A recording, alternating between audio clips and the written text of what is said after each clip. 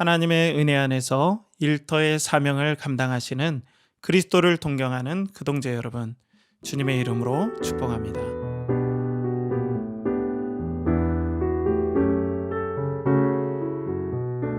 그리스도를 동경하는 그동재 여러분, 여러분들의 영혼과 또 일터와 삶을 주님의 이름으로 축복합니다. 지난 이야기에서 작은 믿음이 심약 불신 죄책감이라는 불안당에게 공격을 받았지만 큰 은혜의 도움으로 살아난 내용을 나눴습니다. 그 공격 와중에 도둑들은 감춰둔 보석을 못 알아보죠. 그것은 새 예루살렘의 통행증이고 가장 귀한 물건인데도 못 알아봅니다. 오늘도 작은 믿음이 믿음에 있어서는 진심이라는 것을 좀 더 구체적인 설명과 더불어서 여러분들과 함께 나누고자 합니다. 사실 저를 포함한 많은 분들이 자신의 믿음이 작다라고 느낄 때가 많습니다. 이토록 연약한 믿음으로 살 수 있는 것은 결국 큰 은혜 때문이죠. 하지만 이 작은 믿음은 좁은 문의 순례에 있어서는 진심이었고, 성도에게는 다양한 믿음의 분량이 있고, 이 믿음이 크든 작든 공통으로 가져야 될 영적 준비에 대해 오늘 큰 은혜를 의지하며 사는 작은 믿음의 삶을 살펴보면서 우리 함께 보시겠습니다. 먼저는 순례에 있어서 진심인 이 작은 믿음에 대해서 한번 살펴보겠습니다. 작은 믿음은 믿음이 작아서이지 좁은 문의 순례에서는 진심이었습니다. 그것을 순례자들이 에서와 비교하며 말하는 내용을 다음에서 볼 수 있습니다. 장자권을 팔아넘긴 에서와는 달리 순례자는 한 줌도 안 되는 믿음에 기대어 보물을 소중히 여기고 쉬 내놓지 않았다네. 성경을 다 뒤져보게 어디에든 눈꼽만큼이나마 에서에게 신앙이 있었다는 얘기가 있는지. 자, 작은 믿음은 순례에 있어서는 진심인 것을 이 크리스천과 소망이 대화 가운데 얘기를 합니다. 그는 정말 좁은 길을 가기를 원했고 실제로 가고 있었습니다. 하지만 실수도 많아요. 마치 베드로가 주님을 보고 물 위를 걸었지만 파도를 보고 다시 물에 빠져가는 것과 똑같습니다. 하지만 주님께서 건져주시죠. 이와 같이 작은 믿음은 그 믿음이 작지만 진실된 믿음이었습니다. 그러니 부족하지만 하나님과 그 말씀을 붙잡는 것이죠. 절대 에서와 같지는 않습니다. 만약 양 중에 풀을 잘 안 먹고 성장이 더딘 개체가 있다고 한번 생각해 보겠습니다. 아무리 풀을 안 먹더라도 풀 대신 육식은 하지 않습니다. 왜냐하면 양은 본성상 풀을 먹어야 하기 때문입니다. 그러고 보면 구원은 본질과 본성의 변화의 문제입니다. 새로운 생명으로 바뀐 것이죠. 이때 영혼에서 진실되게 하나님을 향한 갈망이 생깁니다. 그래서 이 분량과 정도의 차이가 있지만 작은 믿음도 신앙에 있어서는 진심이었던 것입니다. 이와 비슷한 비유를 크리스천이 다음처럼 말합니다. 신앙이 없는 자들은 육신의 정욕을 채우기 위해 재물은 물론이고 몸과 마음까지 팔고 잡히고 맡기지만 비록 작더라도 신앙을 가진, 그러니까 구원해 주시는 하나님에 대한 믿음을 소유한 이들은 절대로 그러지 못한다네. 그래서 작은 믿음도 부족하지만 순례의 여정을 할 수 있는 이유가 여기 있습니다. 그러니 우리는 일터에서 순례의 길을 우리도 동일하게 걸어갑니다. 믿음이 적든 크든 구원받은 성도라면 진심으로 일터에서 하나님께 영광을 돌리려 합니다. 물론 그 믿음의 분량은 다양합니다. 우리에게는 다양한 믿음의 분량들이 존재합니다. 이에 대해 순례자들의 말을 한번 들어보겠습니다. 세상의 모든 어린 친구들이 다윗이 그랬던 것처럼 골리앗을 쓰러뜨릴 수 있다고 생각하나? 참새한테서 황소 같은 힘을 기대할 수 있겠나? 힘센 이가 있으면 약한 사람도 있는 법일세. 믿음이 큰 쪽이 있으면 작은 편도 있게 마련이고. 자, 이처럼 성도에게는 다양한 믿음의 분량이 존재합니다. 그럼 하나님은 큰 믿음만 사랑하실까요? 작은 믿음은 어떻게 다루실까요?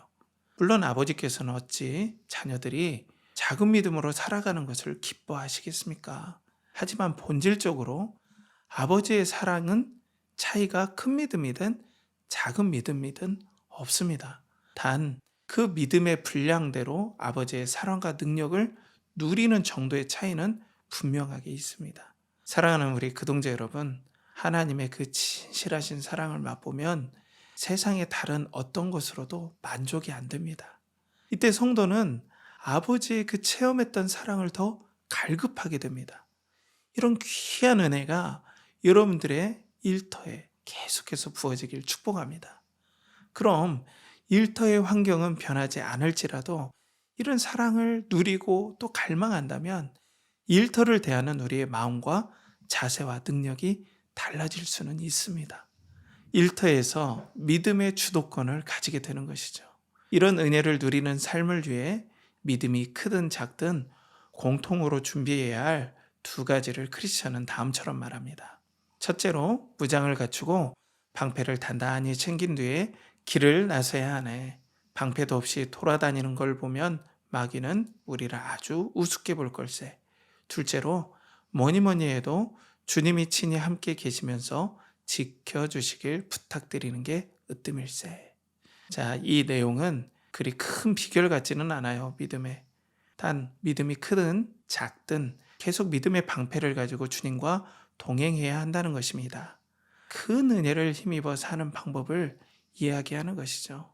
성도의 축복은 은혜의 누림의 정도에 있습니다. 하나님은 항상 성도들에게 족한 은혜를 부어주십니다. 하지만 그 은혜를 알아차리는 것은, 그 은혜를 인지하고 깨닫는 것은 전적으로 성도에게 달려 있습니다. 사도 바울과 같은 이 영적인 거인도 육체의 가시가 저주라고 생각했다가 기도하면서 이것이 족한 은혜임을 깨닫게 됩니다. 그러니 성도에게 하나님께서 주신 은혜를 분별하는 그 정도와 그 누림의 정도가 엄청나게 중요한 것입니다. 사랑하는 그동자 여러분, 우리 성도가 일터에서 힘들 때는 보통 두 가지입니다. 첫째는 하나님께 사랑받을 만큼 믿음이 크지 않다라고 느낌과 동시에 이런 내가 하나님의 보호와 사랑을 받을 수 있을까라는 불안함이 엄습할 때입니다. 둘째로는 일터와 그 환경 자체가 고단한 것. 이 두 가지가 성도가 일터에서 겪는 힘든 점 두 가지입니다. 이럴 때 하나님은 변함없이 여러분 자체를 얼마나 사랑하시겠습니까? 천하 만물을 창조하시고 우리들의 생과 사와 화와 복을 주관하시는 이 하나님께서 우리의 아빠, 아버지라는 것이죠. 그분이 우리를 소중히 여기십니다. 작은 믿음이든 큰 믿음이든 그 아버지의 진심을 우리는 알고 느끼고 누려야 합니다. 이 영광, 이 특권이 믿음의 진심인 그동제 여러분들에게 주어졌음을 우리는 깨달아야 되는 것이죠. 하나님이 믿어지고 하나님의 나라와 그 나라의 왕 대신 그리스도가 생생하게 믿어진다면 일터의 초점이 명확해집니다. 그런데 이 믿음이 작은데 어떻게 그것을 누려질 수 있을까요? 다른 것 없이 그 작은 믿음으로 그냥 그리스도를 바라보시면 됩니다. 절대 포기하여서 땅속에 그 믿음을 묻어두시면 절대로 안 됩니다. 그리고 더 중요한 것은 여러분이 큰 믿음인지 작은 믿음인지는 아버지 하나님만 아십니다. 그러니 오늘도 그 믿음을 발휘하여 우리의 일터가 사명을 실현할 에덴 동산이며 가나안 땅임을 고백해야 합니다. 여기에서 부어지는 하나님의 사랑을 만끽할 때 동료들에게 그리스도를 자랑할 수밖에 없는 것이죠. 사랑하는 그동자 여러분, 여러분들이 정말 맛있는 음식을 드시고 오시면 다른 사람에게 한 번이라도 그 음식점에 대해서 말하지 않습니까? 그렇듯 그리스도의 사랑을 맛보면 정말 그 사랑을 소개해주고 싶고 자랑하고 싶은 것이 인지상정입니다. 오늘도 작은 믿음을 향한 우리 그리스도를 동경하는 제자들을 향한 그리스도의 인자하심을 맛보아 아는 은혜가 부어지시길 축복합니다. 기도하겠습니다. 아버지 하나님, 오늘도 우리가 우리 자신 그 자체를 진심으로 사랑하시는 아버지의 사랑을 누리게 하여 주셔서 우리가 믿음이 크든 작든 하나님을 사랑하고 또 그리스도를 동경하고 그 사랑을 갈급해하며 일터에서 주도권을 가지고 비록 일터의 삶이 고단할지라도 아버지께서 부어주시는 그 사랑 때문에 용기와 힘을 얻고 오늘도 주어진 일터의 사명을 잘 감당하는 은혜의 그리스도를 동경하는 제자들 되게 하여 주시옵소서. 오늘 하루도 주님께 의탁합니다. 존귀하신 예수 그리스도의 이름으로 간절히 기도하옵나이다. 아멘.